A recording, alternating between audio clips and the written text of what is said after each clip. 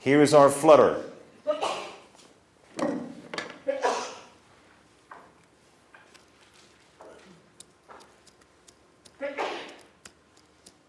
See the red light going on? Yeah. Exactly. That means every guitar can now be equipped with an electric generator. All thing it does is vibrate, and that vibration is enough to generate the light. We put it down on our buildings, we see where buildings are. Now this is what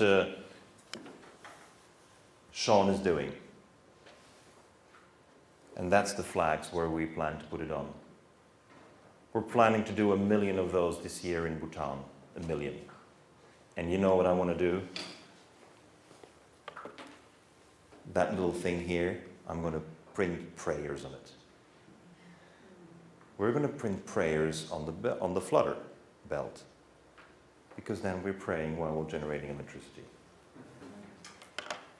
If you're a Buddhist at least. Otherwise you have to use your rosary. But rosary electricity generation is not so efficient. The basic premise for guiding principle 2 is nothing, and you said something for nothing, what did you say? Yeah, so basically I'm substituting the turbine with an aerodynamic flutter.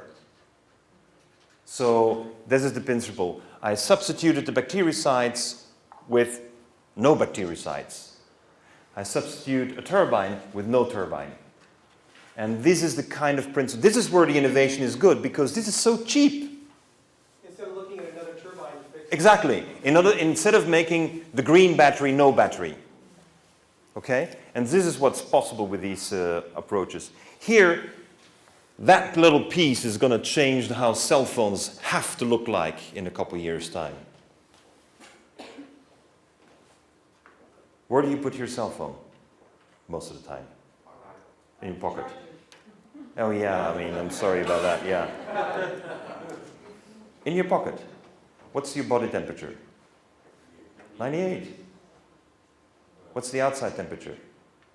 As long as there is a 3-degree temperature differential, there is enough power generated by the temperature differential in this little piece that allows you to keep your phone on standby. No charger needed. Now here the phone comes and you got to talk. What's happening? You're using much more energy. But you're talking. And your voice pressure is converted to electricity. So as a result, the more you talk, the longer you call. The phone has been operating now, this Motorola prototype, by the Fraunhofer Institute in Germany, has been operating now for 7 months. No connection to the grid, no connection to a battery. These are the phones we need. I mean, this is, and you know, you remember James Bond? Yeah. You remember him placing all these secret microphones somewhere so he could eavesdrop on the bad guys, and the bad guys did the same with him? This is all based on the same technology. It's called piezoelectricity.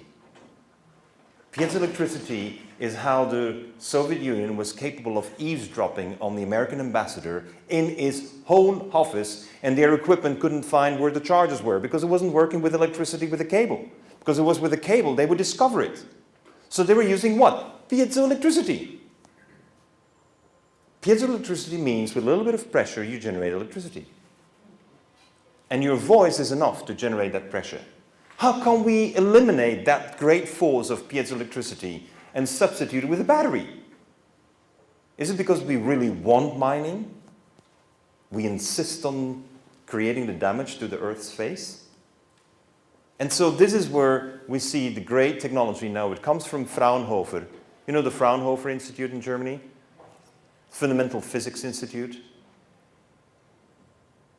They came over to America. They made a press conference in America. The press conference was not reported by anyone. Why? Not even the green press. Third principle in nature. This is what in America is known as cradle to cradle.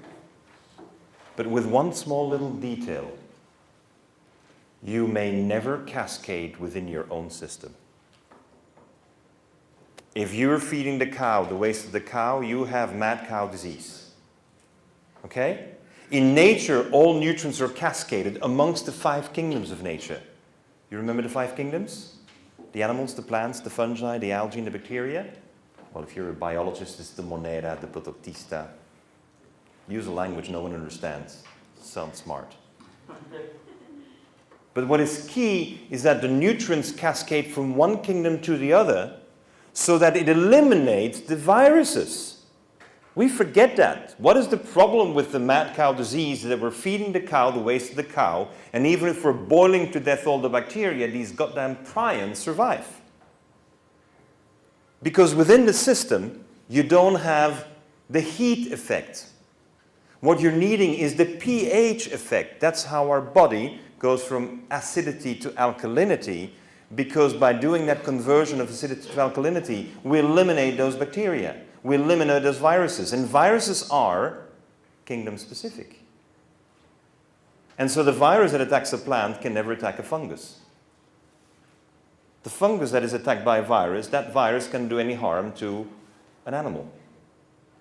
And that is the reason why we have the need of this cascading. I've asked Bill in his next edition to adapt that and put a little thing in his book, because my question is, where's the landfill?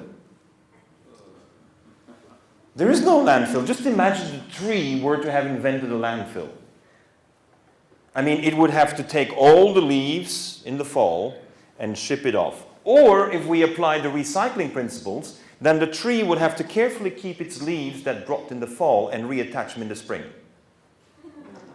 How practical would that be? We know it doesn't work. But still, that is what we do with bottles. We want to make bottles out of bottles. We want to make paper out of paper. And by doing that, we're saying cradle to cradle? No, no, no, no, no, no, no. This is cannibalism. We should never oblige any system in nature to eat its own waste.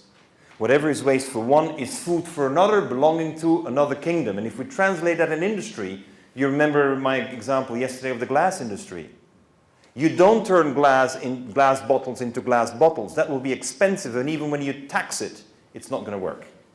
Sweden, very disciplined country, 75% of the glass is recycled. Even with a deposit of nearly $50 a bottle, it doesn't work for 100%. Why? Because it's too expensive. We're forcing the leaves of the fall to be reattached in the spring. And so what we're needing to do is to convert the glass with some additional ingredients into a building material. And then all the glass gets used. And then you generate jobs. You don't need to subsidize it. Don't need to tax people. Isn't that nice? Who loves paying taxes? I mean, if we don't have to do it, we shouldn't be doing it.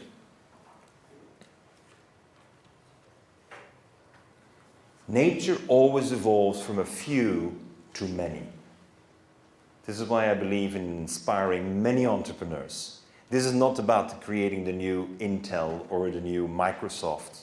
This is about creating millions of people who do with their lives what they think is most enjoyable.